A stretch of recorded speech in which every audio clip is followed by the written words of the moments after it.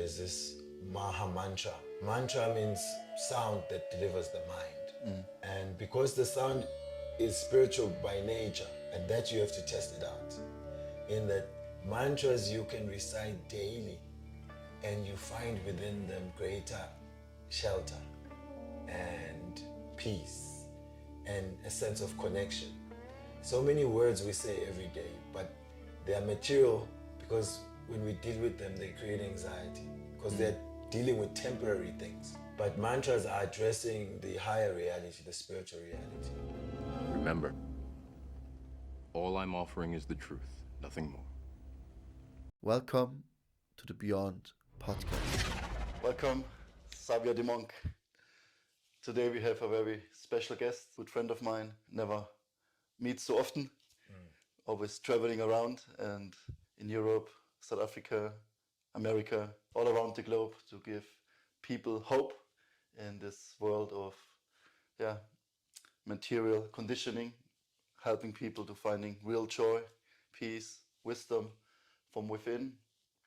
I met you maybe 10 years ago, a Vedic temple in Germany. I was very inspired the way you present Krishna consciousness, the way you present God consciousness. You're very authentic, natural, happy. I think this is the main indicator of a spiritual person, to be happy and to share this happiness with others. So what's your journey? Why are you here today? And what can you tell us about being really happy from within? I'm happy to be with you and happy to say hello to everybody. Namaste, Hare Krishna. I'm in Germany now since the 9th. I came in October. It seems that there's a connection I have with Germany. Yeah. Since I think 2015, I first came. I was part of a crew. We're traveling in a bus. And part of that tour was also sharing wisdom as we go around. I particularly liked Germans because they were philosophically inclined. If it makes sense, they're willing to engage. And I started my journey as a monk in South Africa in 2002. Wow. Yeah, so I was also just like any young man trying to find out what can I do to make my life happier, peaceful. And I was very afraid to be stuck in the rat race. And by good fortune and the arrangements of the Super Soul, I met some Hare Krishna monks on campus, believe it or not. Oh, yeah. I know. And it was amazing to see young people with a commitment to spiritual practice. And what I liked about them, that their story was uniform. Generally, most people, each one thinks this, I think that, but it seemed that they were part of a very broad, deep culture. And because I'd been investigating many other spiritual paths, I thought, let me give this a chance. And I especially liked because they had a practical method that I could follow, a process daily. And this culture of meditation. It immediately was able to give me shelter. The mind is always busy with whatever is going on. The heart is longing for so much.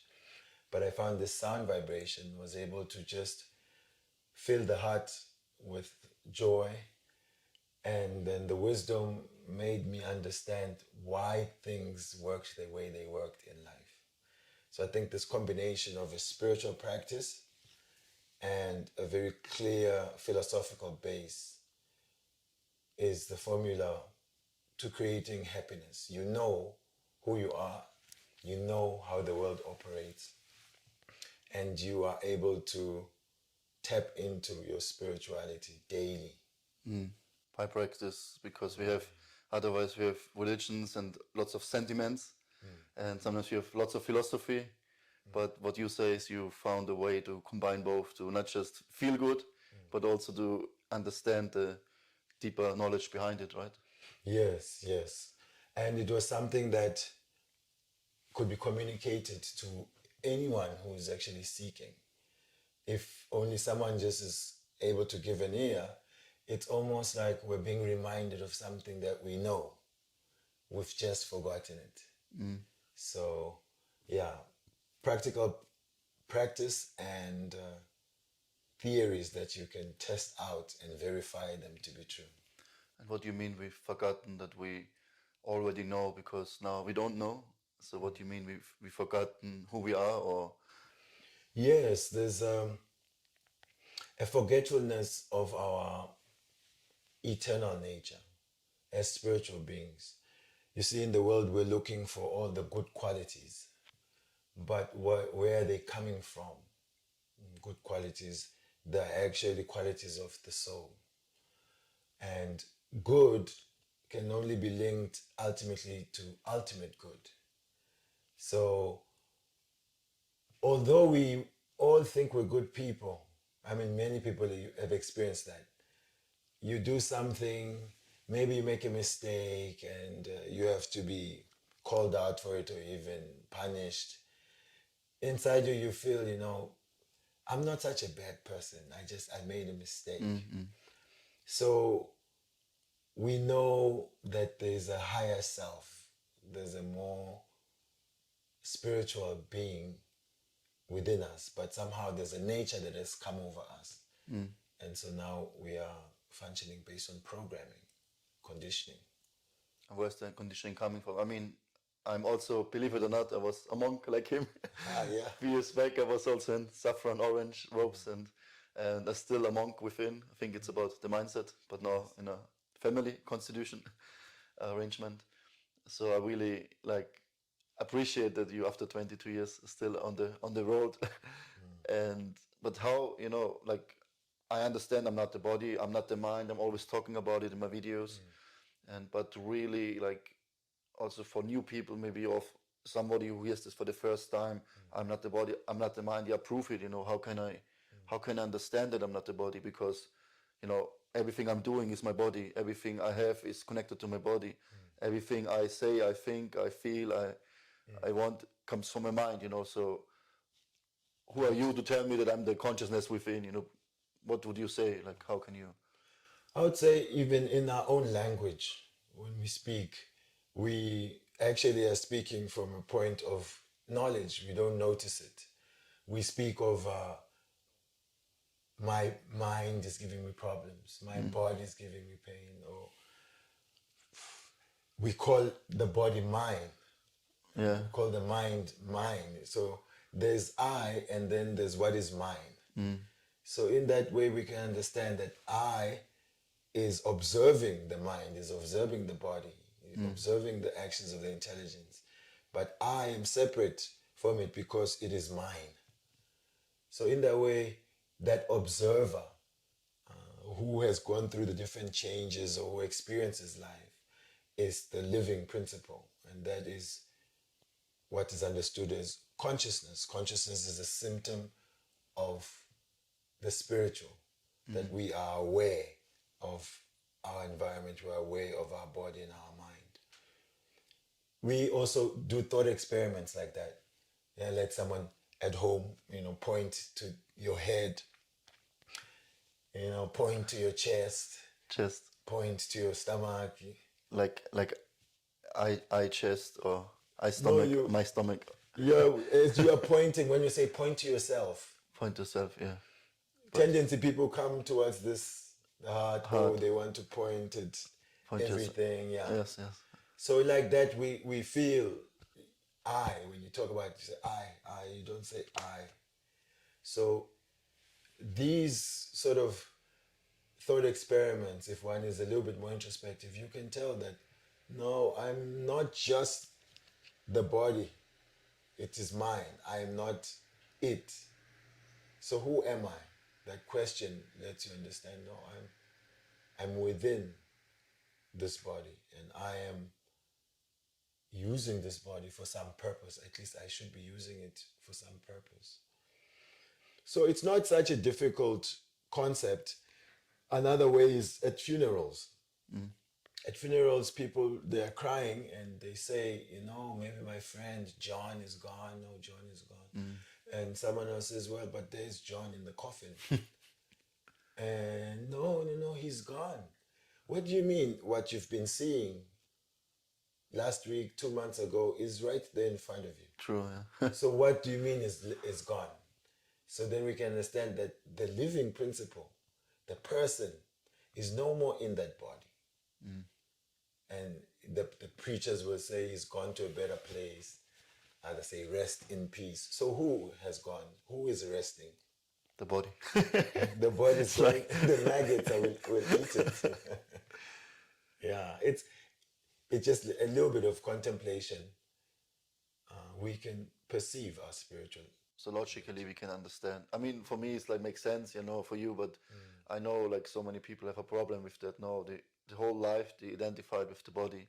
Everything they were told in school, become the best, only the strongest will survive, you know, completely make you identify with your ego, that you think, you know, I am a man, I am female, I am a dog, I'm a student, I must teach, you know, all these identifications, and we so separated from our true self. Yeah. So how can people? Okay, we can analyze, but how can people feel or really truly realize that they are the soul and live according to this principle? Yeah, that requires that one takes up a spiritual process, a genuine spiritual process. By spiritual process, we mean a process that's addressing the core identity. Because we understand there's an external identity according to gender, to race, to political affiliation, financial status, so many things. But if we look, that identity always changes. Sometimes I'm a poor monk, and maybe I leave the monastery, I start a business, now I'm a rich man. So that has changed. But that maybe I moved to China, now I'm live in China, but I remain the same. So as a monk, we've offered this mantra meditation.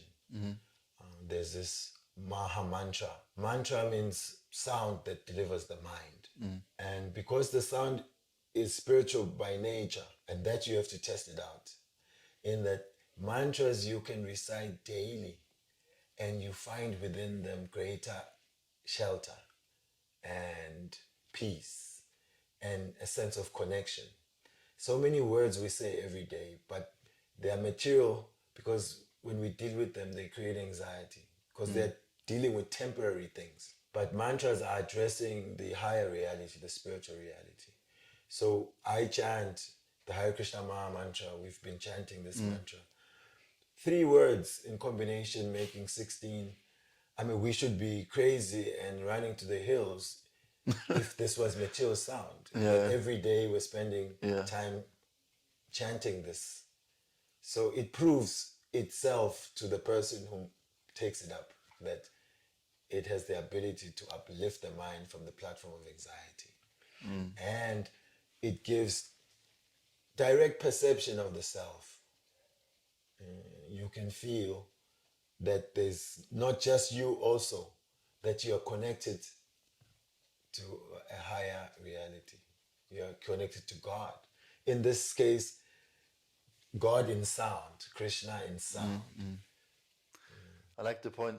Many times I meet people from other religious beliefs or other spiritual practices, and then I ask him, especially when I'm on the street, and then I met him, and then in a Christian or Muslim, whatever he comes from, and then I ask him, what is your spiritual practice? What do you do to worship God? And he said, what do you mean spiritual practice? And I said, yeah, what is your process? How do, and most of the people I meet, they have no process, I mean, some go deep and they pray and chant, but the beauty is, it's in all religion we find the same principle to chant the name of God. Hallowed be thy name. Yeah, it's Thy kingdom come.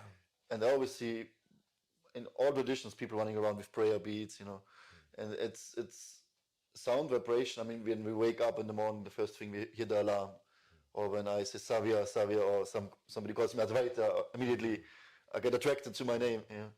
And so we can understand the principle of sound is so powerful. Everything we talk now, it's sound. Yeah. Sound. And so consciousness gets, how I say, delivered through the sound vibration. But now we have a process. I mean, you're chanting since 22 years. I'm chanting since 12 years, and I tried so many practices, and I'm teaching pranayama and yoga, and I love it. And it's also deep, and it fulfills me. And sometimes I feel ecstasy. But when we chant together the name of God, this feeling of experiencing the spiritual dimension. Yeah, I listen so many songs, Michael Jackson, everything. You know, like you dance, but how many times you can listen to the same song? But the mantra we chant, it's all the time new and fresh, and it goes deeper and deeper. And I mean, I would really like to share it with the whole world, and everyone can take part of it. But somehow, the first thing I can see is that we need to understand, the people in general need to understand who we are. Yes, yes. Because when we don't understand that we are spiritual beings, even the idea of a united society, how we can find common ground.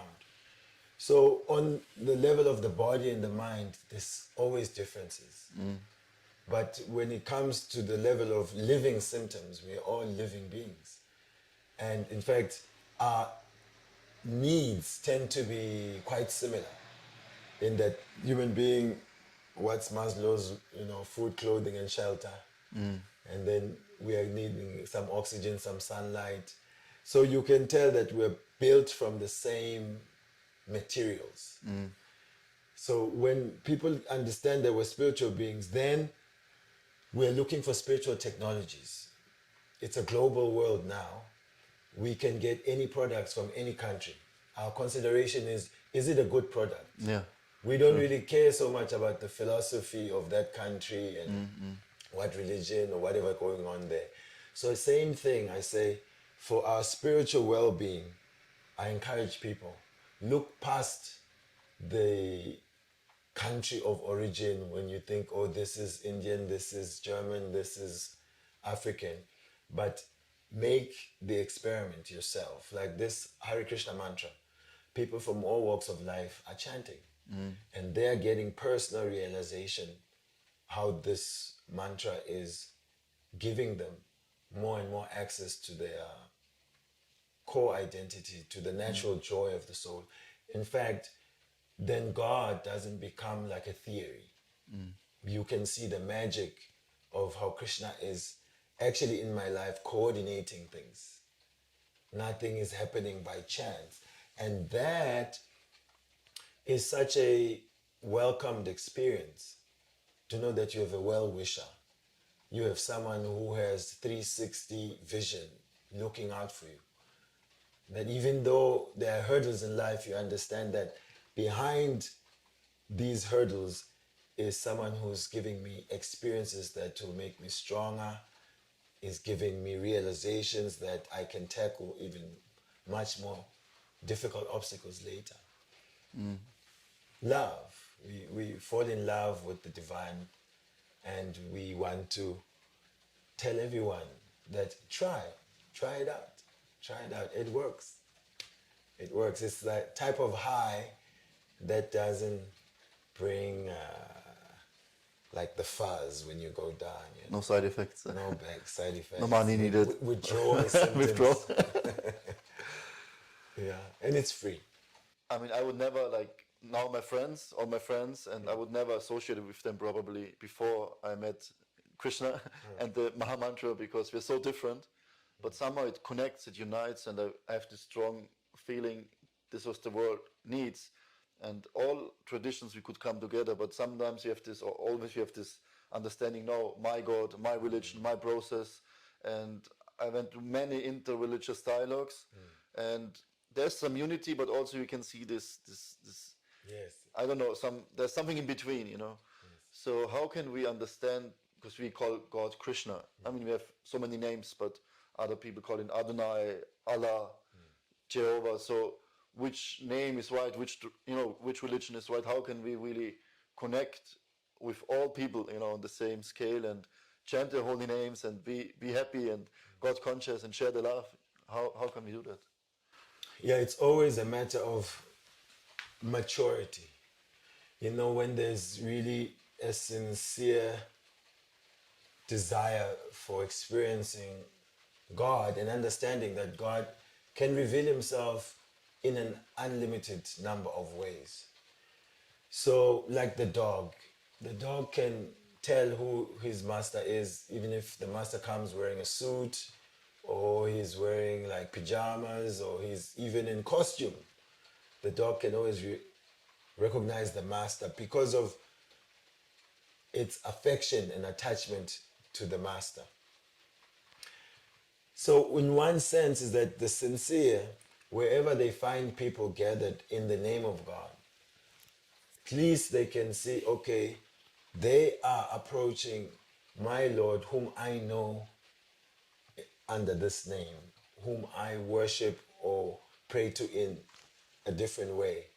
And so are welcoming to experience what others are experiencing, and joining in with the practices of others, people of faith.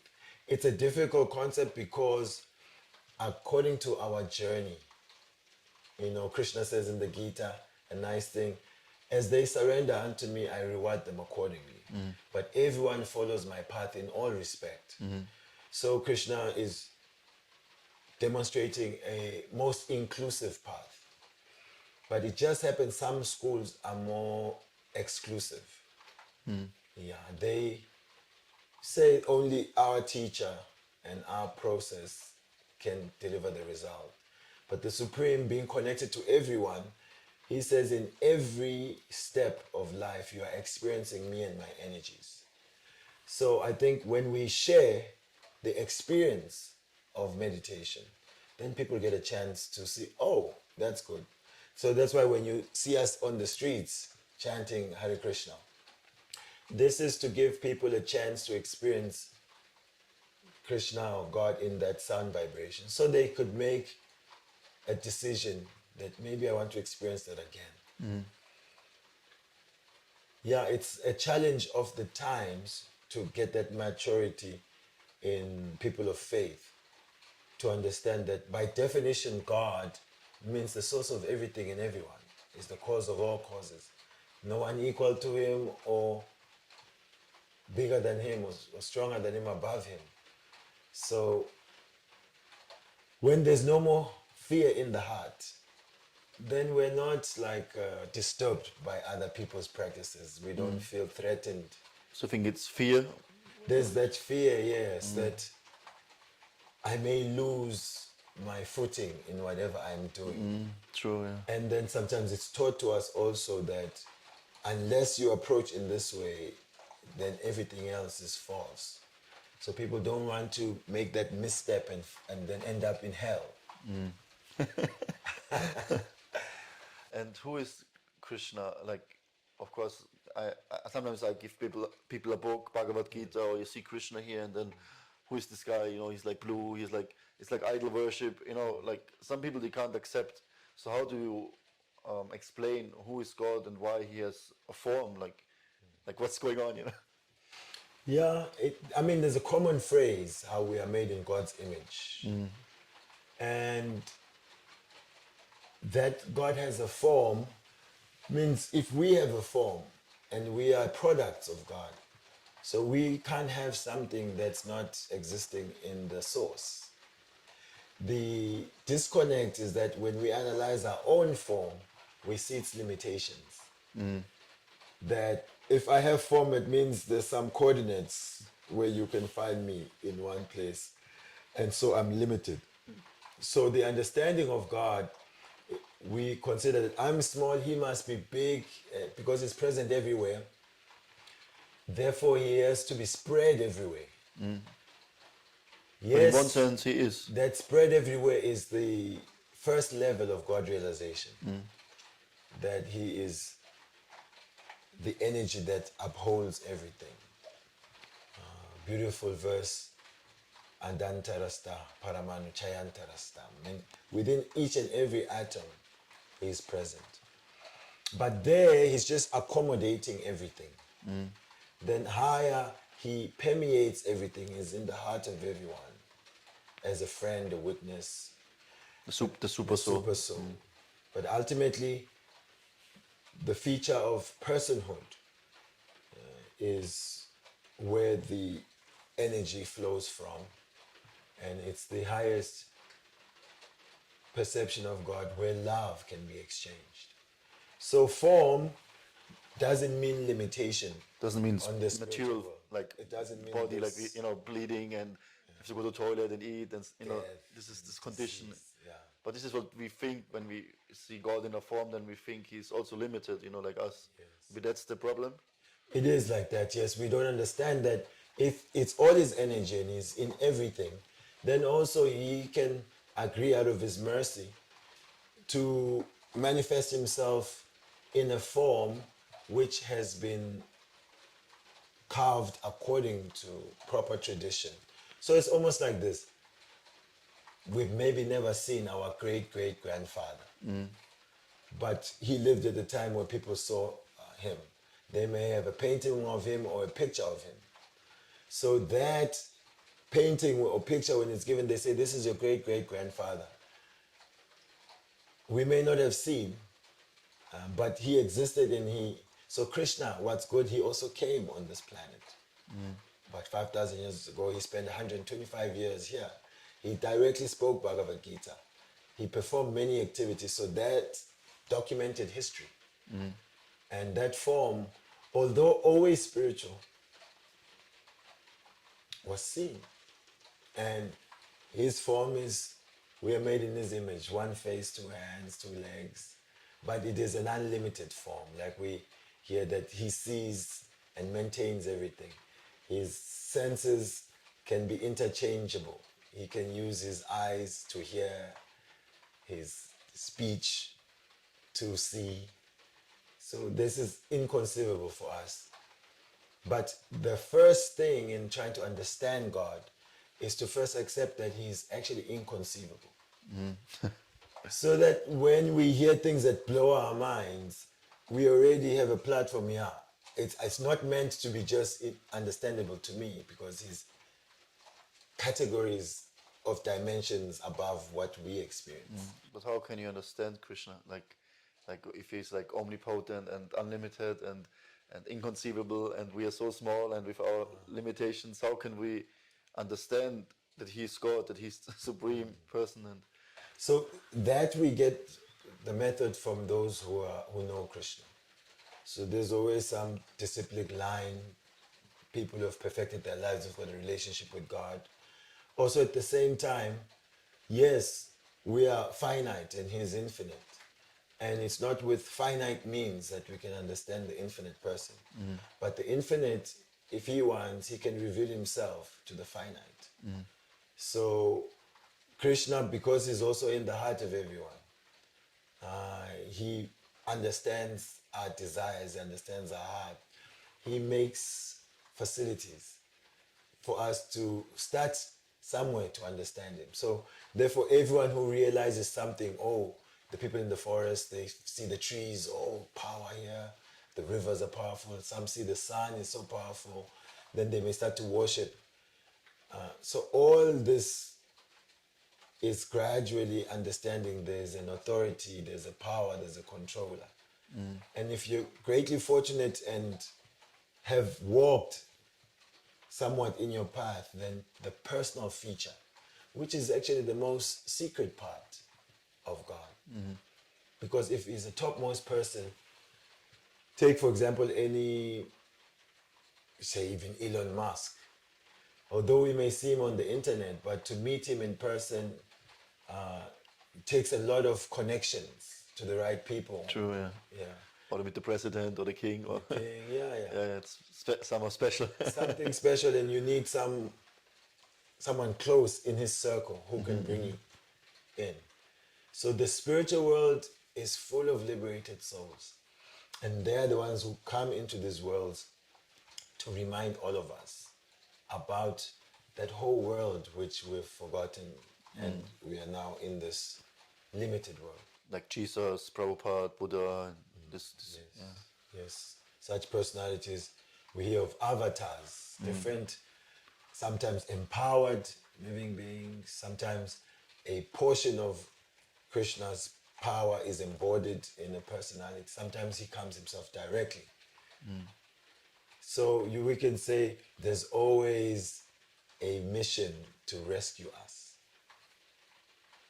For myself, when I came in contact with spiritual knowledge, was on the path of yoga and Tai Chi and tried many things. And it was all about, I was coming from a drug background history and, feeling and getting high and somehow, So, but then I came in contact with Krishna and first was the Bhagavad Gita, and this was what already convinced me it was so powerful. But then I met devotees on the street and invited me, and we had some kirtan, we're chanting, and the sound vibration went so deep, so I could really experience God on a different level, never before. Like I heard about God, and I went to church, and I prayed, and I meditated, but this process somehow, and then I realized you have to experience it. It's not like, and you have other people already connected to the process, they show you, but then at later stage it's not enough just to hear, you need to experience the process. Personal experience. Yeah, it speaks louder than the theory, personal experience. And this is the efficacy of bhakti, that this mantra meditation, each person can actually experience God. Because it is said in this age, he comes in the form of sound vibration. There's a beautiful Bengali verse, Kali Kali Nama Rupa Krishna Avatar. So the avatar, the incarnation of this Kali Yuga, the period we're in, is the name form, the form of the name. But like anything, we can speak for days advertising a cake. Oh, this is so nice cake. But until you put it in your own mouth, then only can you say, oh no, it was hype. Or, oh yes, they were actually The best telling cake the ever. truth. Yeah. So like that, I think this invitation to experience this chanting of Hare Krishna. Anyone who hasn't experienced it has robbed themselves of an amazing, at least experiment. So I meet people that I'd met years ago, or others who met people who were chanting like 30, 40, 50 years ago. They'll see me and they can recognize, oh, he must be a Hare Krishna. And all of a sudden, Hare Krishna. And they sing exactly that melody that they heard from the devotees that they met many years ago. So to me, it just proves how deep the experience is, that it really stays with someone and they can remember the day they met, what was going on, the feeling they had. I still know it was right after New Year's Eve 2012, and then 2013, first week of January, I met the devotee. He gave me the Bhagavad Gita. I was looking for the Bhagavad Gita on that day. I already read a book about Krishna and went to the bookstore and asked for Bhagavad Gita. They said, no, we have no Bhagavad Gita. And then I went out and a friend called me, what are you doing? I said, yeah, I'm looking for a book from a monk. I got it a year ago. And then the friend told me, yeah, I saw a monk today. He distributes some books. Exactly where the bookstore is, I ran out. And the same monk a year before I met, he had Bhagavad Gita in his hand. He had 2 left and he gave it to me. And then he invited me to a program. And then he was singing this one tune. And for 1-2 weeks, this tune stayed with me. Still not was the normal Prabhupada Hare Krishna melody, but Ananda Krishna was singing, and it was so deep. And like from tomorrow I was a different person. I could only think about Krishna and the melody, and then I realized, okay, maybe I go to YouTube, check, maybe there's more melodies. And I thought Satchidananda Swami and Madhava and Shanavi and listen to all these kirtans, and then I felt this transformation just by hearing the sound vibration. And then I read the book, and then I knew, oh, there's temples, there are devotees, I can meet them. And I didn't need to do anything, it just came. The sound vibration took over.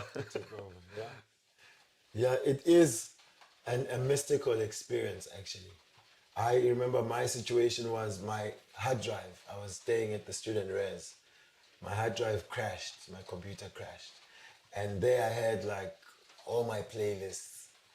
And it so happened that we had seen a poster on campus and we went to visit a program at the arts campus, and one of the devotees, he gave me a cassette, just to let you know how old I am. So some people may never know what cassette. So I had this cassette.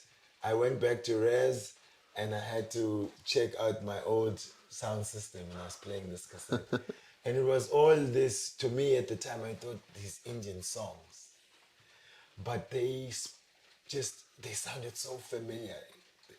That one cassette, one side was the Radha Krishna temple, recorded in England.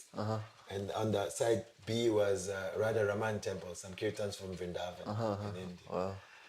And I was fulfilled. It's like that one cassette tape fulfilled my whole hard drive's worth of songs. And people were wondering, what's going on with this guy? He's playing some Indian music.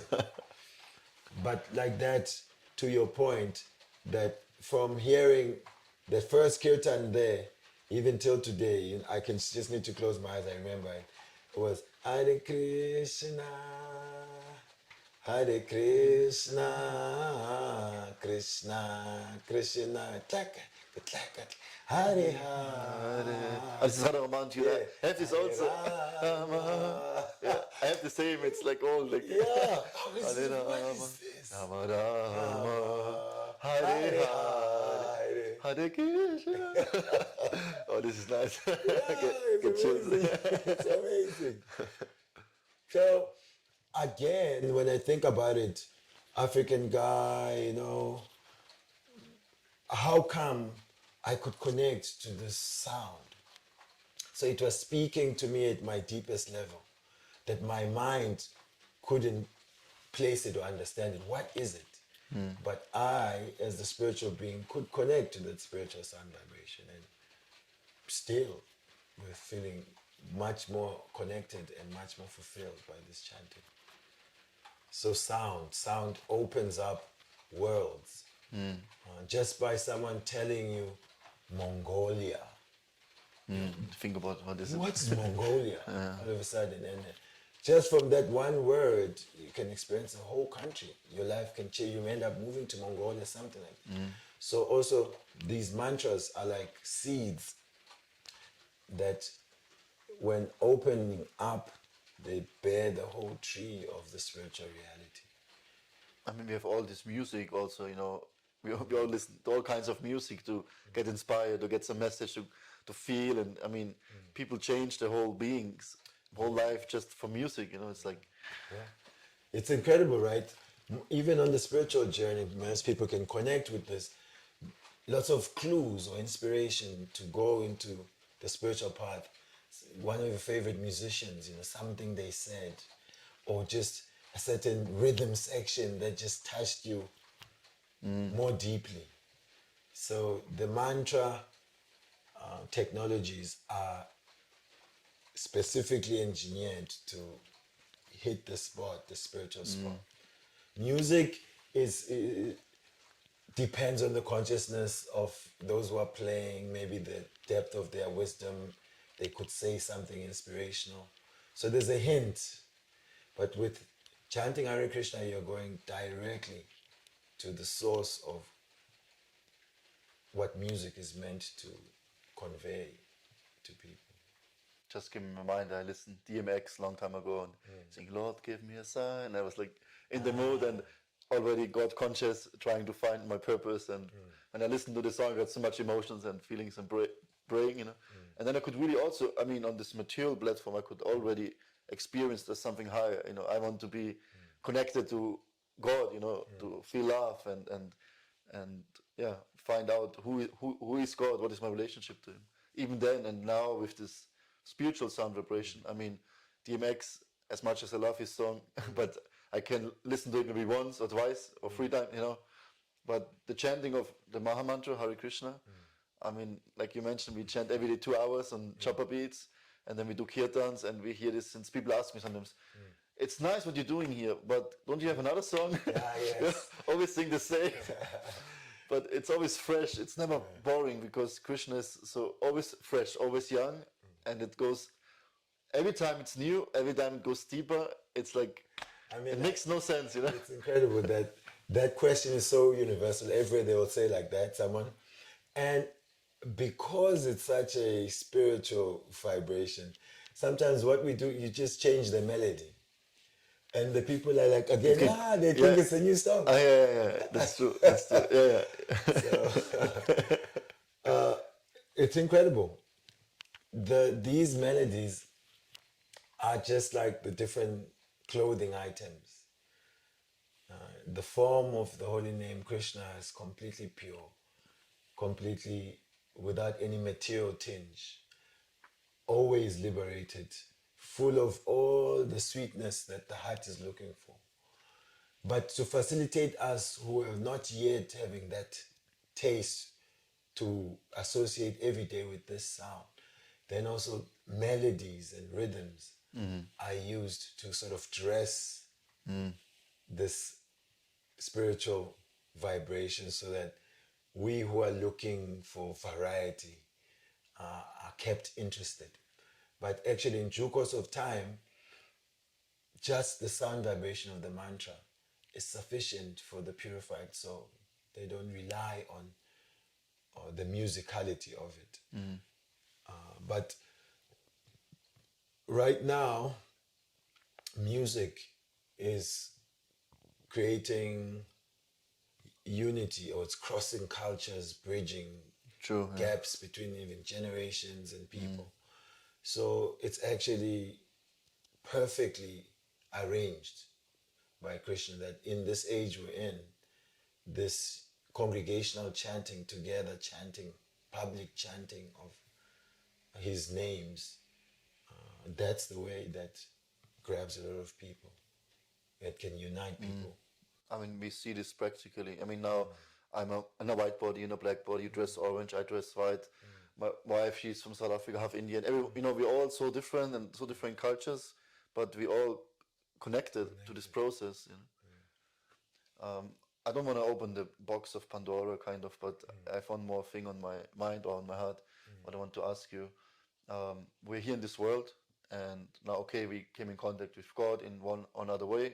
We through the process of chanting Hare Krishna, other people through other processes. But why we are here? Why we have to suffer? Why? What does God want from us? How can we? Yeah. Okay, we chant and we serve but how can we really fall in love with God? Like, is this what God wants from us? And why the first place we came here in this world? And there's so much, pain and suffering, and then people always ask me, what kind of God do you believe in? Like people are dying, viruses and all kinds of have nothing to eat and diseases and cancer, So people are frustrated, and I can understand why people can't believe in God, because there's so much suffering in this world.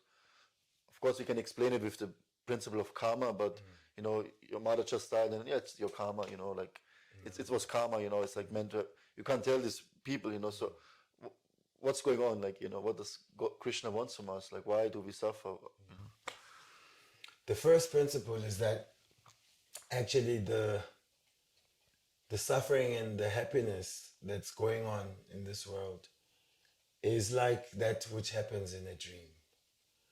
When you go to bed and you sometimes dream and you have a lot of money and you're feeling so happy, but then when you wake up, you realize, oh no, that wasn't my real life. Or there's something fearful in the dream and you're afraid and even sweating.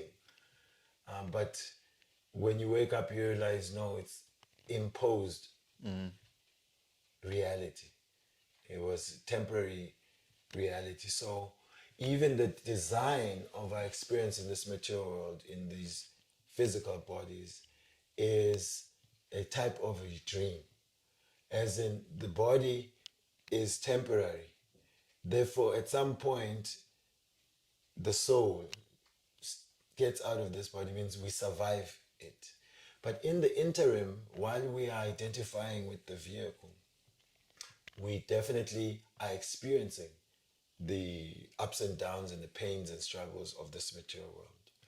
But this also is to facilitate us with our own experience. You know, first class is that by hearing, we should understand this is not our home is in the spiritual world. And then if we were first class intelligent people, then we would apply ourselves only spiritually, but it's not generally the case. So then we need our own experience to teach us that actually I'm holding on to things that will always leave me. So what we are seeing in the name of suffering and enjoyment are the results of the activities and desires of all of us who are here in this world. I often think of a prison. Like in prison, imagine if the prisoners said, gentlemen, now we've been locked up, but we have all this prison and there's lunch and breakfast and we have our rooms. Let's just live here peacefully, serve our time. Then, you know, prison will be actually nice. Government is feeding you, giving, but then in prison, they make it more difficult for each other. Not in Germany and in Austria. I've been there. There's more hotel. Yeah. Oh, compared to South Africa, maybe, or America. Oh, that's nice. I mean, that shows a little bit of better organization, or if the people use their intelligence, you know, cooperate and just. So I say that to say that in this world, we are given the chance to explore our free will. But then it clashes with each other. And because the environment is meant to not keep us comfortable, the suffering, the temporariness is to inspire us to cry out again. Where is permanence? Where can I be actually happy? How can I have a life with no disease? These questions, they allow us to then reconnect to our actual reality. So it's a correctional facility. And it's not really meant to be cozy like home. Prison is meant to reform us, to remind us of a life of freedom. So it's a necessary suffering. I can relate. I mentioned I was in prison. My viewers, no big secret. But first time I was 15, and then some marijuana, some small things. But and then this time I was a little bit atheistic, and then I went to prison, and I remember they told me you have to go to jail for 2 to 10 years. I was so scared. I was released after 2 weeks, but in this moment I didn't know they wanted to scare me. And I started crying. I was thinking like 10 birthdays, 10 times Christmas. And I was like praying to God, I was crying for 1 2 hours. God, please help me. I want to come out. And immediately I believed in God, And because you mentioned this, I think, the answer you gave makes sense. God doesn't want us to suffer, but He helps us because what He wants is that we reconnect to Him. And if we don't listen and we don't, everything is here to fall in love with God again. We know everything, but we don't follow. So then we have to experience, and if we don't listen, we have to experience again and get reformed. So it's can you say by God's love actually that we get karma and punishment? Because the body is temporary. If I go to prison, it's for some years, some months. If you lose your leg, it's for one life. Like you lose your body, you get another body. It's all temporary, but eternal is my relationship to God. Yes. So whatever happens to me is actually not such a big thing. He's for us. He's not against us. Yeah. That is needed for us to understand the magnanimous mood behind God creating difficulty. It's like at the gym, we go there and voluntarily accept difficulty. The more heavy the weights are, the more you can grow your muscles. So that difficulty is for a higher cause. So you can get whatever type of body you're trying to get. Look at education. How many years from kindergarten to university? All those cold winters, we still get up and go to school. Why? Because we understand later on, it'll allow me to earn some money, maybe start my own family, and be able to take part in society. So austerity, difficulty, if it helps us to attain something higher, although it seems like the parents hate the child, why are they waking me up in winter to go to school? Later on, we thank our parents, they took me to practice. I'm soccer star, we'll say like that. They used to, always make sure I go to practice. Sometimes I didn't want. So also this experience, when we now cry and call out to God, He picks us up, and it's as if we just woke up from a bad dream. It's nothing serious compared to eternal existence. This is like a flash in eternity. But it's necessary.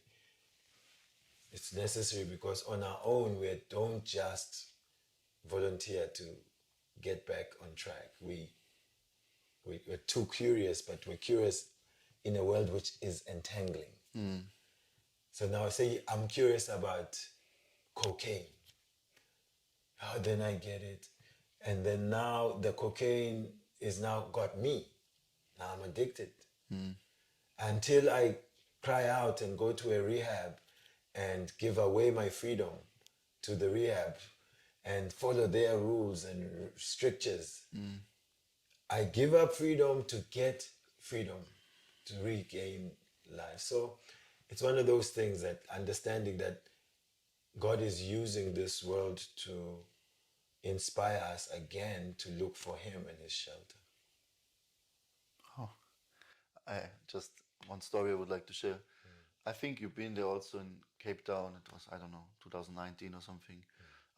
Rata Yatra, it was a spiritual festival, and my spiritual master was there, His Holiness Kadamba Kanana Swami. And one lady came with her mother, and I don't know what was her disease, but she suffered. She couldn't move. She was like kind of paralyzed, but she could talk, and sometimes it was more, sometimes less. And the mother asked the Swami, why is my daughter suffering? They were already interested in Krishna philosophy, and why is she suffering? Why is Krishna doing this to my daughter? And then I was like thinking, okay, how you answer this now, because it's difficult, And then what Maharaj said was that you're very fortunate, because she said my daughter can't play with her friends, she can't go to school properly, like she's always like left out and alone. And Maharaj said, yeah, but you're chosen by Krishna because everyone else is doing the same nonsense, going to school, engaging in sense gratification, degrading themselves more and more. But you can really focus on God. You can really establish a connection with Krishna. You can chant, you can read. And I remember this lady, she started to cry. It was so deep, and I also was like emotional. And next day was a Sunday feast in the temple. And they also came, and then they came every week after that. And I don't know what happened till now, but it was so like, yeah, we should see our blessings even in the suffering. God helps us all the time. Yeah. If we don't listen, if we want to go the hard way, then He also supports us to, through this pain, that we actually grow spiritually. And also for me was the same, and for you and for everyone, that we can really, because the goal of life at the end is that we fall in love with Krishna. There's nothing else we need, right? We want love, we want to be loved, and we want to love fully. And so the whole arrangement that God has made is to facilitate that. Yeah. I'm just thinking along the lines of what you just mentioned, this particular story. That truth touched the parent. She could understand that I'm looking at the negative, but there's a deeper, beautiful side to it. Krishna says in the Gita, I think 1858, that become conscious of me. If you don't become conscious of me and you don't hear me, then you're going to get lost following your own sort of false ego. Amachita Savadurvini. Machita Savadurvini, yeah. Forgot this all this words. Yeah, but if you listen, then you will get over all these difficulties of life by my grace. This was you experience, no? Yeah. Like also, I experienced it. I can say it's true. It's true. And He creates a life for us we could have never planned it. Most magical life. and a life of love and service. And so it's an invitation really for everyone to take advantage of the access to mantra meditation, to these literatures, and you'll find that you're only winning. Yeah, there's no loss. There's nothing to lose. Nothing to lose. Even if you try, you just at least get happy, you know, and blissful. And whatever it is that you do spiritually is always to your credit. Yeah. Spiritual bank account.